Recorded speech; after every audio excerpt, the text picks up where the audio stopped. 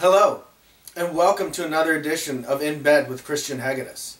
Tonight's guest is a stand-up comedian, celebrated sketch performer, and reluctantly once performed for Kim Kardashian. In bed with me tonight, Mike Polk Jr. Mike, we met early on in my stand-up career when you were focused primarily with sketch with Last Call Cleveland. Mm-hmm. Now you've been breaching the stand-up genre for a few years. Sure. What was that transition like for you to do stand-up?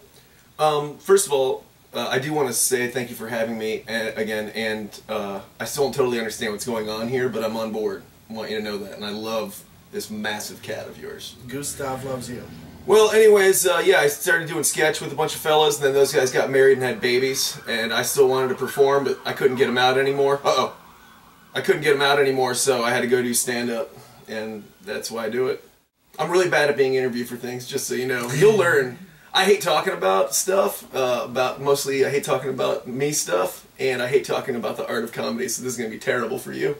Mike, in all seriousness, one thing that I have always admired about you is simply the fact that you have such a strong work ethic in an industry where people are known to be lazy and just smoke weed and not do shit. What drives you to keep creating new content and material? Well, I think, first of all, I think that you're giving a little too much credit there. I'm pretty lazy. I sleep in a lot, and I'm not as much of a go-getter as you might think. Maybe by comparison to other comics, I guess, but not all of them. I know a hell of a lot of people who are working around here a lot harder than I am. The pool isn't that deep. But, yeah, I mean, for me, part of it is I work for the Fox affiliate, and I have to churn stuff out every week for it. Like, so it kind of forces you to, or else you don't, like, I mean, you know, I can't pay my mortgage. If I were left to my own devices, I probably would not accomplish very much. That's uplifting. Yeah. It's going to be a real depressing interview, I'm telling you this right now. Mike, while we're being lighthearted, can you tell the folks about the time I saved your life? Christian, you saved my life on a terrible road gig one time. I don't even remember where we were going, somewhere in southern Ohio or something like that. And you drove like a sweetheart, and I was dying of ulcerative colitis at the time, unbeknownst to me, because I wasn't even diagnosed yet. I just thought that I was trying to tough it out, you know? Be a man. Yeah. But I was losing about, I'd say, 12 pounds a day, mostly blood, out of my asshole, and still didn't know what was going on. I'm like, I'm sure I probably just had something bad to eat. And I got real sick because my immune system was all beat up. I honestly passed out on the way home, and you took me to my parents' house, who took me immediately to the emergency room, and you probably saved my life. Thank you, Christian. Did you want to? There's nothing wacky about that story. I almost died. Mike, one of the things that I love about you is you deflect so often. That's not true. See what I did there? It is true. Alright, let's do that again. I'm not doing that joke again. Just so you know. So we'll keep it in there. We'll keep it in there. That'll be a good one, and then I'll just go to it. But there's so much outside praise and stuff that you very humbly take in stride, in my opinion. When you're working, when you're on stage, or when you're doing a video or whatever, what do you define success as for you personally? I really don't have a clear definition. I like doing what I like to do, and I like creating something, preferably with other people as opposed to alone, and doing something that I'm not ashamed of, and hopefully also finding a way to make money off of that so that you can do what you like to do and not have to do stuff you don't want to do. Now, sometimes I have to do a lot of stuff I don't want to do a lot of corporate stuff. I still write ads for the internet and stuff like that, and that's soul-sucking, but it pays some bills that you have to pay, and ideally, I'd be able to remove all of that from my life, and but yeah, that's it. Sorry. I like how you apologize at the end. I know. I hate podcasts too. I don't have a podcast. I know. I'm not talking about your podcast, and I don't hate this. You're doing the right thing. This is my problem. I'm bad at this, and I know it. Just so you know, all right? You're doing everything right. One reason that I hate podcasts, not that you asked, is, and I don't even mind, like, comedian podcasts. I don't listen to them, but I'm fine with really successful comedians having podcasts and giving advice and telling stories. But, like, my friends who have podcasts, and I love you guys, what are you telling people? You're educating people? I like having conversations with my friends about stuff, but just keep it there. You know, there's just something very self-glorifying about it that I find distasteful. And again, I understand it. You're doing the right thing. This is my issue. It's on you. It's on me. Oh, hey, baby. What's your name? Mm-hmm. Oh, yeah. Did you deposit a token yet? You get it. Yeah. Anywho, cerebral stamp. One thing about crazy comedians, real fast. We're all like crazy, Schizo dude. Bill and Cerebral Sam. I'm talking like legitimate ones who are often... Like, I've visited Schizo Bill multiple times at Metro in the insane asylum. People always say you have to be brave. Like, there's like, oh, it's so brave to get up there. But not if you're crazy. Like, they don't fear anything. Schizo Bill did a set at my St. Patrick's Day party just in the middle of the room. Like, so they don't feel the same thing, so they don't deserve the same credit. It's easy to go up anywhere if you're insane.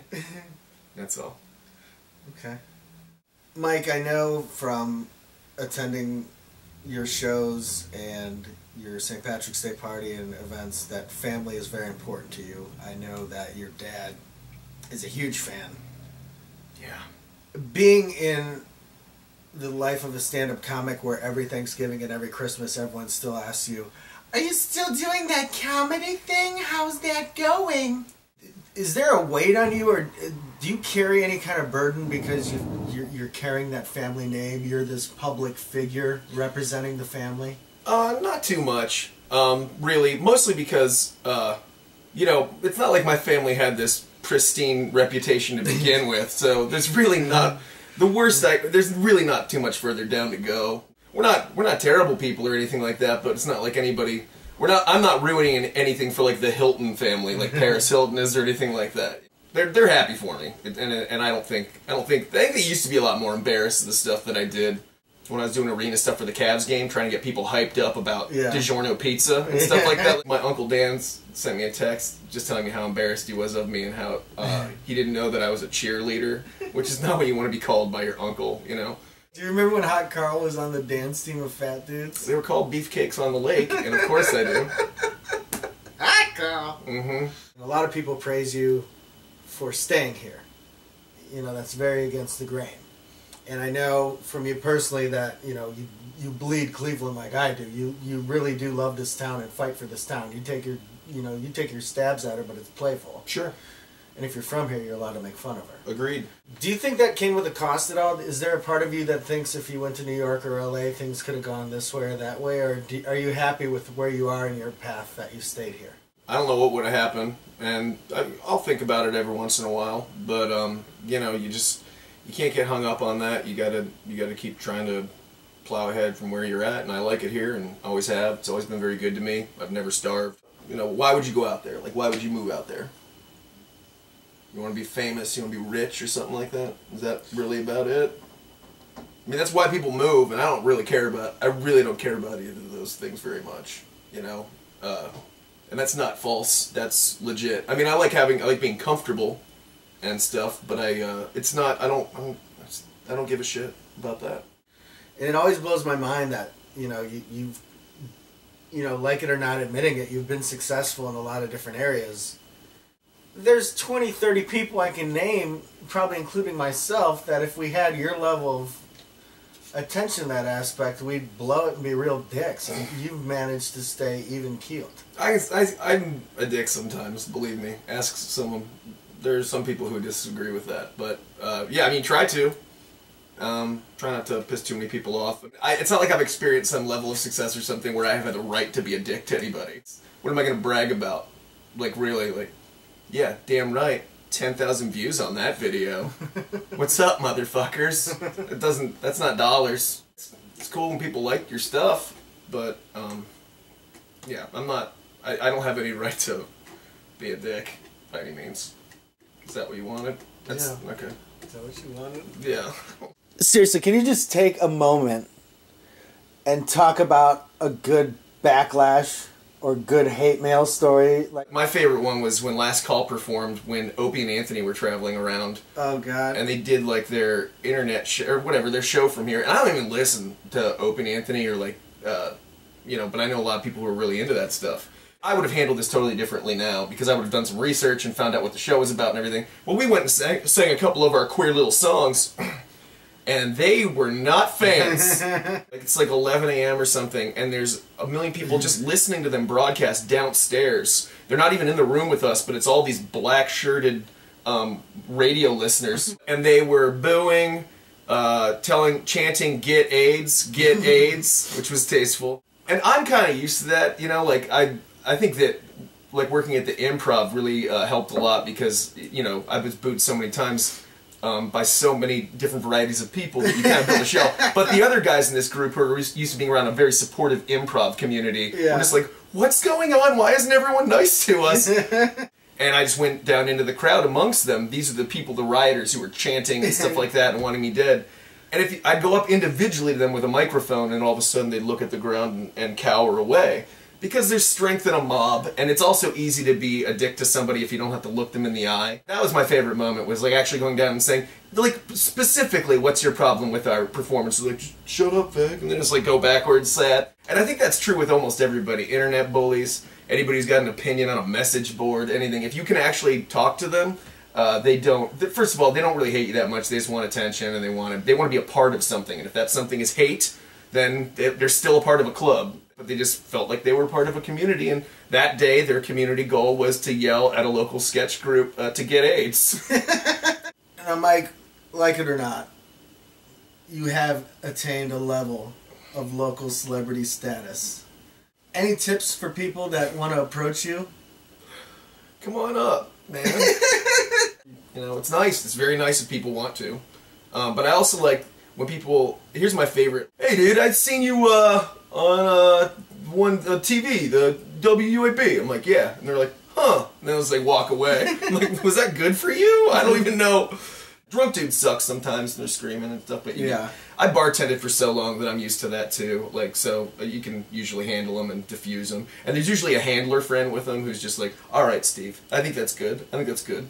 Where does faith fit into you? Are you spiritual? Bed just got deep, dude. I'm not a currently practicing Catholic. I went to Catholic school for 13 years, kindergarten through high school and whatnot, and I enjoyed a lot of the aspects of it. But I don't really practice now. But I still can do it. Like if I'm at a service or something like that, I remember all the moves. Yeah. I remember all the songs. And stuff. But yeah, I'm not a very devout religious person, actually. Really? At all? No. Higher power. I mean, we're not really getting into this, are we? 10 seconds. Higher power. Oh, 10 seconds. that should give me plenty of time to unravel the mysteries. Do you believe in a higher power or not?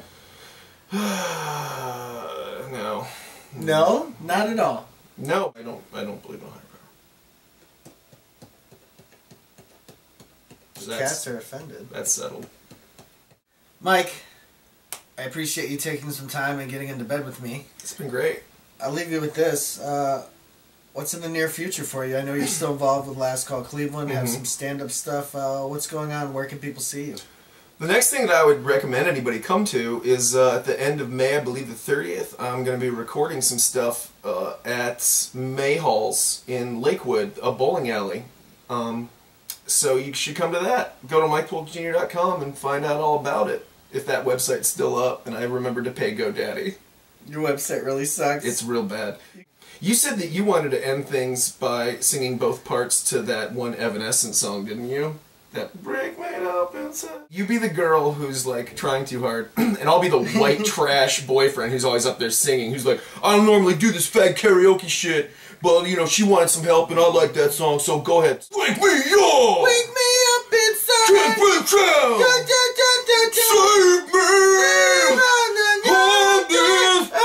Then they just start making out and fingering each other. I hate that couple. Don't ever do that again. You're better than that white trash couple at karaoke. Knock it off. Parma.